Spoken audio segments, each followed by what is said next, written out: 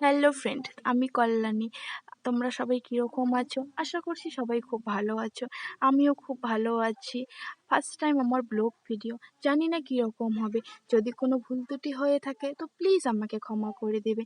দেখো, এখানে আমি সাজুগুজু করতেছি। আজকে মেয়েকে নিয়ে যাব আমি ডক্টর দেখাইতে।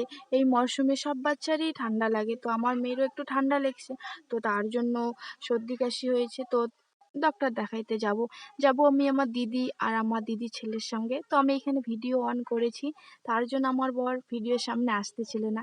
সে আমাদেরকে গাড়িতে তুলে দিয়ে আসবে, তো তো তার জন্য সে একটু সাজুগুজু করছিল, তো জোর করে তাকে নিয়ে আসলাম।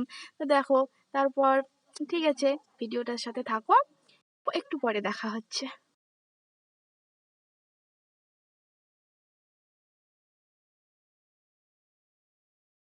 তো এই যে গাড়িতে যাচ্ছি, দিদি আমার মেয়েকে নিয়েছে, আর ওই যে পাপা আর আমি নিচে বসে আছি।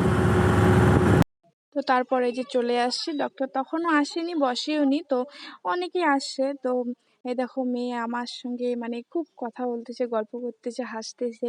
আর ওইদিকে দেখো পাপা খুব দুষ্টুমি করতেছে। আর আমার মেয়ের কেন জানি না একটুতেই খুব গরম লাগে, খুব ঘেমে যায়, তো তার জন্য ওকে সব কিছু খুলে দিয়েছি। কিছু করার নেই, ঘেমে গেছে। সত্যি আমার মেয়ে না খুব দুষ্টু, মানে ও কারো কোলে থাকতে চায় না, আমাকে ছাড়া বোঝেই না। এই যে এইদিকে দেখো খুব কান্না করতেছে। সব বাচ্চারই কত ভদ্র, কত শান্ত, আর আমার মেয়ে এত পাজি, মানে কি বলবো। তো এইদিকে দিদি একটু নিয়ে বসে আছে, মানে তখন একটু চুপ। আর এই যে আমার পাপা গেম খেলতেছে, ও সারাক্ষণ শুধু মোবাইল নিয়ে, মানে ও গেম খেলতেছে আর আমি বসে আছি।